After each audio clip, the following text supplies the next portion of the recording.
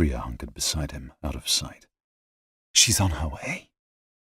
When the sketch of Arya, a dark male, a male sun elf, and a human had fallen into his hands the week before, he hadn't believed his luck. Many were trying to get all four in one go, but Jai had focused on Arya, and it had paid off.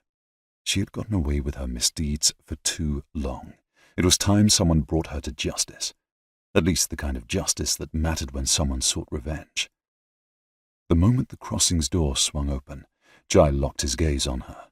The surge of anger and resentment that enveloped him at the sight of her was so intense that he had to dig his hand into a rock to keep from giving in too soon. To his shock and fury, his heart leapt to the chance to see her in the flesh once more. Arya stood on the stoop, her gaze moving methodically around the tunnel. There were plenty of places to hide. There were no lights. The dark didn't need them. He knew the moment she registered the potentially dangerous places. Jai grinned. She was looking out when she should be looking down and to the side. Priya rubbed her hands together eagerly. I've waited for this day for 3 years. Jai fisted his hands and watched Arya lift her chin and start down the tunnel, seemingly without a care in the world. He had wondered what it would feel like when he finally got to confront her. Seemed he would soon get his answer. He raked his gaze over her in distaste. She might have a stunningly beautiful shell, but it housed a dark heart.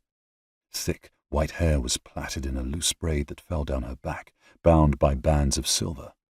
Intricately designed silver caps adorned the tips of her ears that poked through her hair, while silver earrings dangled to brush the tops of her shoulders.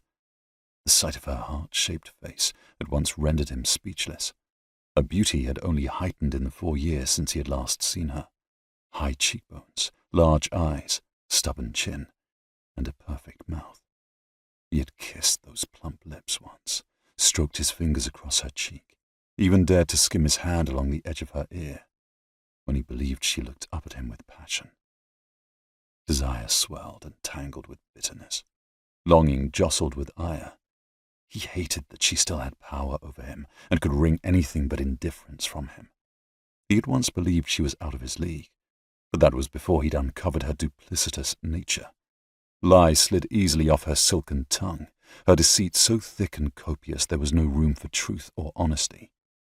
Today she wore a sleeveless, high-necked black tunic with the silver motif embroidered from neck to hem. It skimmed her curves and fell to her ankles. He spotted slim black pants between the 4 thigh-high slits that brought attention to her silver sandals. Need thrummed through him. He shoved it aside. His body would learn quickly enough not to react to such a traitor.